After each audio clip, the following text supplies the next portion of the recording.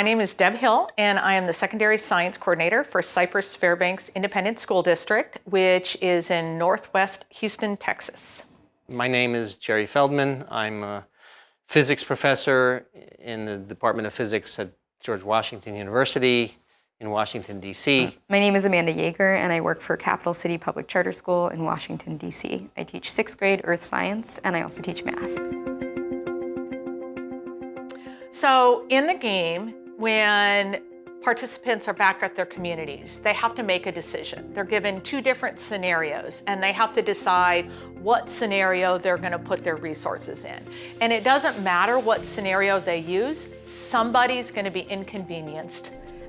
Example, a dam breaks or something, you have to move the kids out of the school or move the old people or the sick people out of the hospital, and you have to make a measured decision, and this is not easy. The students have to settle into their roles as, municipal services people or fire people or the mayor's office or the neighborhood watch or whatever these different groups are. Things get a little harried as you go on because time frames are short. And so it's interesting to see which students that you might think from the very beginning would feel really put upon or even just anxious about, okay, I've got to get this done. I have a very limited amount of time. I don't have the supplies I need, and might panic, who suddenly blossom into these incredibly cool-headed leaders. I thought it would just be incredibly engaging for kids to think about science and how their knowledge relative to science can help them make better decisions as citizens. And so I really feel like the Extreme Events game is one of those opportunities to express all of those skills that we're working to develop. My reaction as an observer was that they were actually quite, they bought into it and really, played their roles to the hilt. So our students are 6th graders, so they run anywhere from 11 to about 12 years old. And yes, we do find that when the game is played, students become a little bit more, engaged, but then also develop different roles that they might not have played before. I reached out to the social studies coordinator and said, there is this great game that I participated in. I just saw it play out. I think this would be an amazing interdisciplinary lesson that we could maybe seek out. If you don't get the science right, or you don't understand that, and you make bad decisions, here's what's going to happen.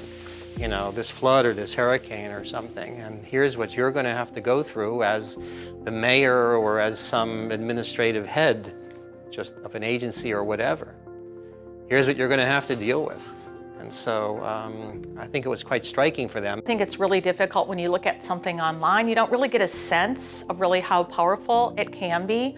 And when you play it, you get a sense of what else you can do with it. It is great because I think with our school and with the population we teach, we think a lot about differentiation, and this game does so much to be able to serve the needs of different learners. The actual process of bringing people out and working with the National Academies of Science, LabX, was really easy. They were very accommodating with dates and pretty much willing to work with whatever training schedule. The game was not hard to convince my school to include. I think they were really excited by the idea of it.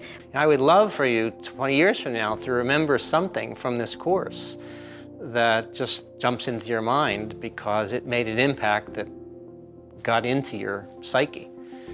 And I think this kind of thing could be one of those things to remember how it was to deal with in the framework of the game.